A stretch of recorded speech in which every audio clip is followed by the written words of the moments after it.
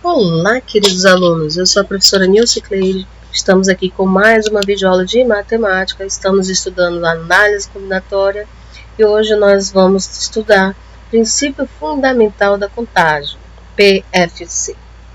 Então vamos lá. Suponha que uma pessoa deseja ir de Recife a Porto Alegre passando por São Paulo. Suponha ainda que para ir de Recife a São Paulo há 3 roteiros diferentes. E de São Paulo a Porto Alegre, há 4 roteiros diferentes. De quantas maneiras diferentes possíveis uma pessoa poderá viajar de Recife a Porto Alegre? Então vamos lá. Olha, essa pessoa vai ter que ir de Recife a Porto Alegre. Vamos lá ver a solução. No princípio fundamental da contagem, a gente vai ter que perceber aqui como é que cada problema se comporta. Então, por exemplo, eu tenho aqui as 3 cidades, correto? Recife, São Paulo e Porto Alegre. Então, essa pessoa tem que ir direto aqui, ó, de Recife a Porto Alegre. De Recife a Porto Alegre. Só que ela não pode ir direto. Ela tem que passar por São Paulo. E como nós vimos aqui, ó, de ida Recife a São Paulo, nós vamos ter 3 trajetos diferentes. Então, ele pode ir pelo trajeto 1, trajeto 2, trajeto 3. E de São Paulo a Porto Alegre, há 4 trajetos. 1, 2, 3, 4. Então, olha só, ele pode pegar aqui esse primeiro trajeto e, na segunda vez, ele ir de São Paulo a Porto Alegre pelo primeiro também. Ou ele pode pegar o primeiro de Recife a São Paulo e pegar o segundo de São Paulo a Porto Alegre. Ou o primeiro de Recife ao terceiro trajeto de São Paulo a Porto Alegre.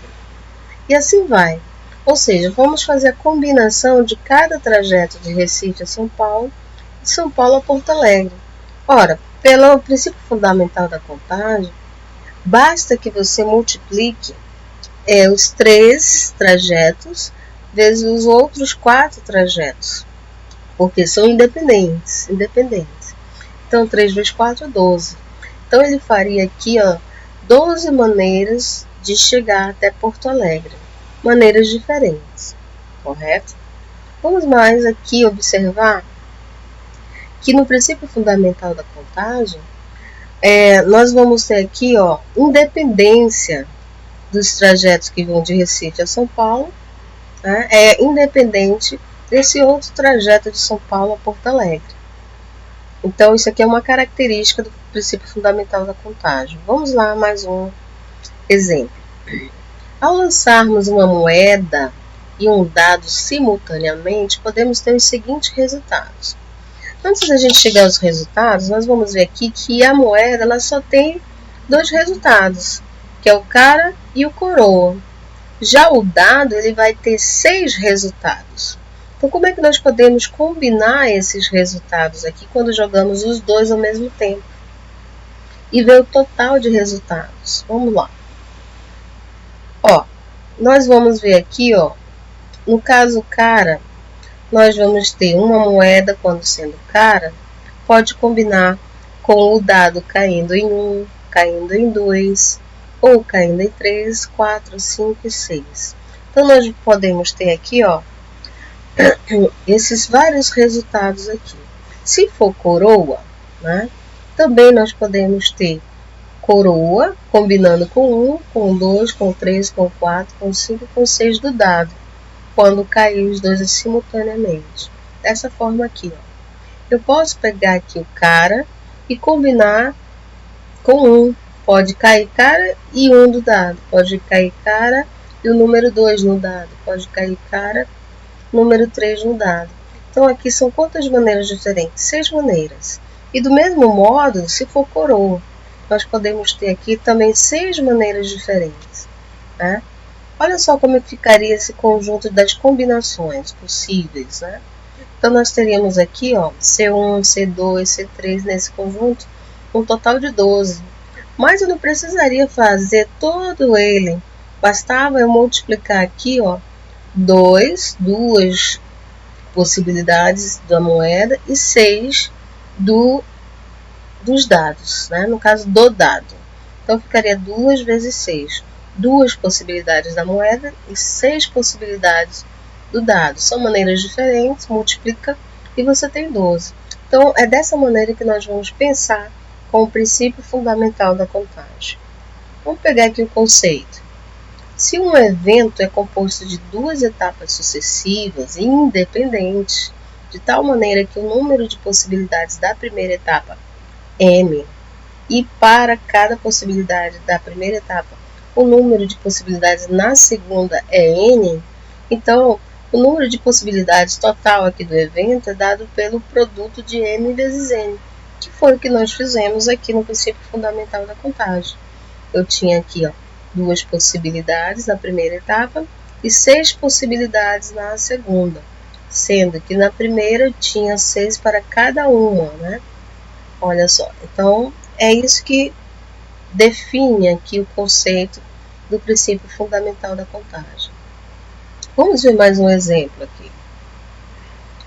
Dados os algarismos 2, 3, 4, 5 e 6, somente esses aqui, quantos números de 3 algarismos distintos podemos obter?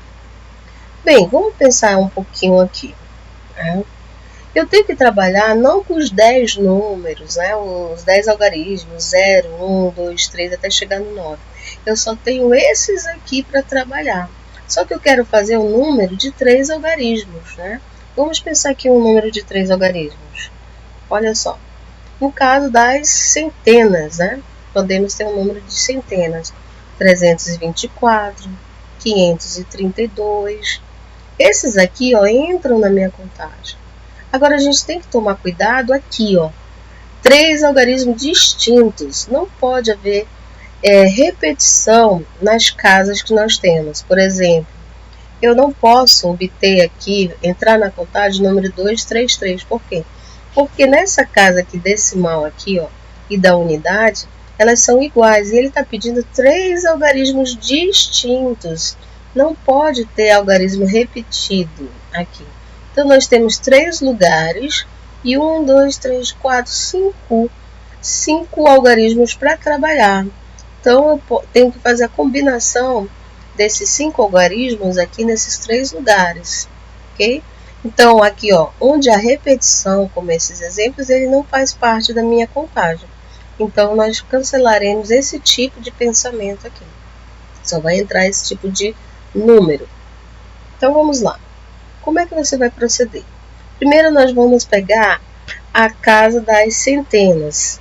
Então, é como se eu estivesse colocando o número 2 aqui. Coloquei um número, eu tenho 5 opções, 5 opções para combinar. Eu tenho o 2, o 3, o 4, o 5 e o 6. Então, vamos supor que eu coloque o número 2 aqui.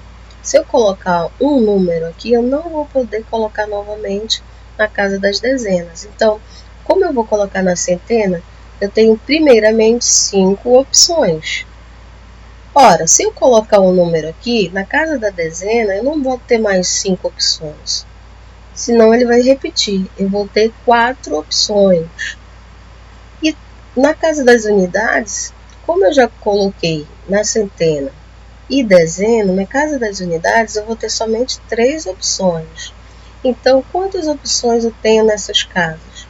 Eu tenho 5 aqui para centena, 4 para dezena e 3 na área de unidade, ok? 5 algarismos.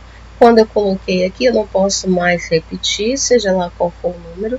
Aí eu vou ter apenas 4 possibilidades. É como se eu estivesse cancelando uma aqui, E como eu já tenho trabalhado casa de centena e dezena, na casa da unidade eu vou ter somente 3 opções. E no total eu multiplico 5 vezes 4 vezes 3, que vai me dar um total de 60 possibilidades. Logo teremos 60 números de 3 algarismos distintos. 60 números aqui que podemos combinar. Gente, nós vamos para a próxima videoaula com mais conteúdo de análise combinatória. Atendendo aí pedidos, nós vamos colocar cada vez mais vídeos sobre análise combinatória e depois mais nós vamos colocar de probabilidade. Então, gente, por favor, curta, compartilha e se inscreve aí no canal para fortalecer o canal. Então, até a próxima videoaula. Tchau, tchau.